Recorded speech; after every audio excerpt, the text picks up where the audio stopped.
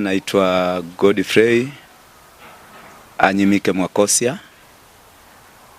Nafanya huduma za injili kwa kutumia usafiri wa baskeli, na natokea katika mkoa wa Mbeya, halmashauri ya wilaya ya Rungwe, maeneo ya Kiwira, na huwa ninasafiri na baskeli kutokea boda ya Malawi kuelekea boda ya Zambia hadi Sumbawanga. Ndo safari yangu ya kwanza niliyoitumia kwa mara ya kwanza 2019, lakini pia kipindi hicho nilivyorudi nyumbani tu nikapewa tena maelekezo na Mungu.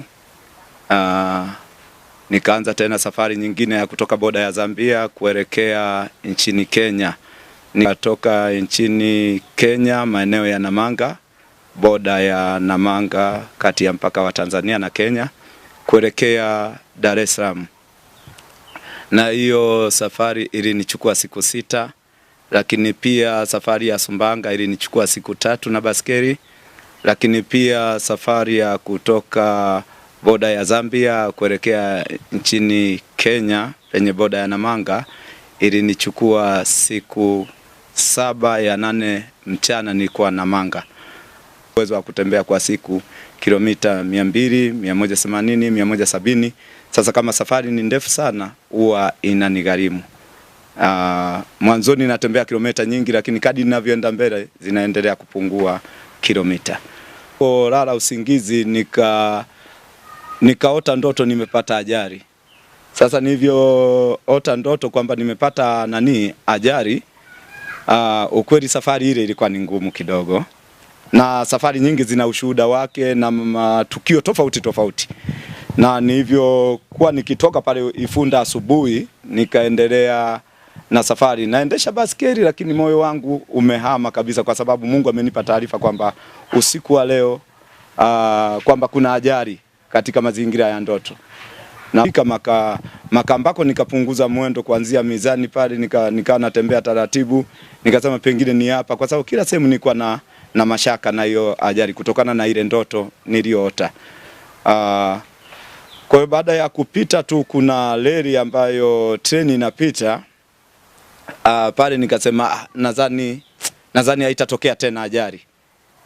Mbona sehemu ya mkusanyiko wa watu na msongamano wa magari nimeshapita. Lakini pale baada ya kuiachia tu nimepita tu, maana na pale penye reli nikawa na wasiwasi kwa ajili ya treni, kwamba pengine treni naweza nikagongwa na treni kutokana na ile ndoto, kwa sababu ilinisumbua sana njiani.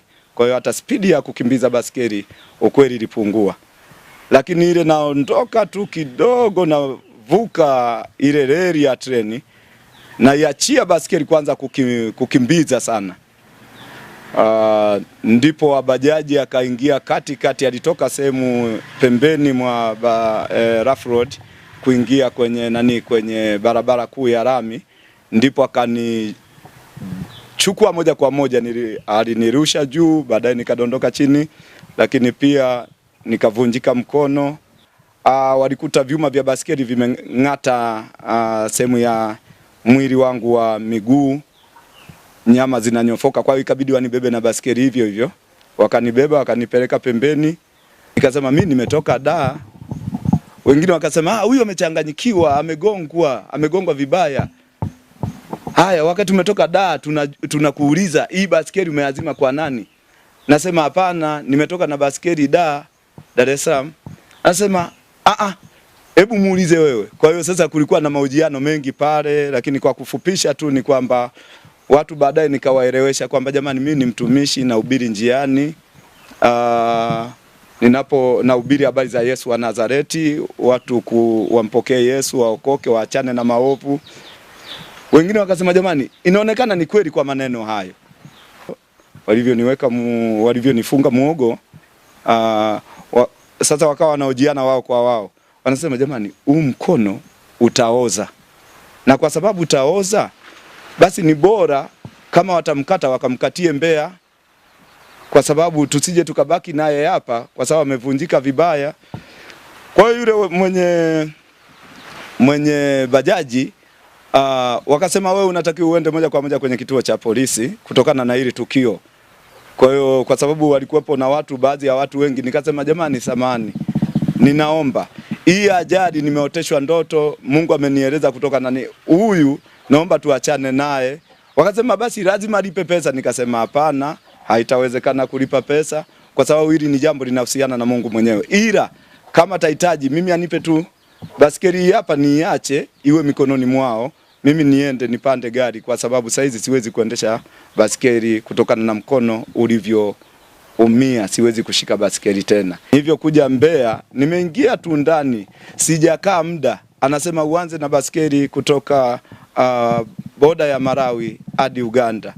Ukweli hilo lilinisumbua, nilihangaika siku nyingi nikiwa nahangaika tu ndani. Mkono bado haujapona, lakini bado kuna sauti inanihimiza tu kwamba ya Mungu kwamba ondoka, fanya haraka haraka, fanya haraka, ondoka. Na kweli nikaanza boda ya Malawi tuliopakana na mkoa wetu wa Mbeya, boda ya Malawi kuelekea Uganda, na hiyo ni safari ya 4. Mikoa niliyotembea kwa Tanzania hii ni mkoa wa Songwe, mkoa wa Sumbanga na Rukwa. Sumbanga ni mkoa wa Rukwa.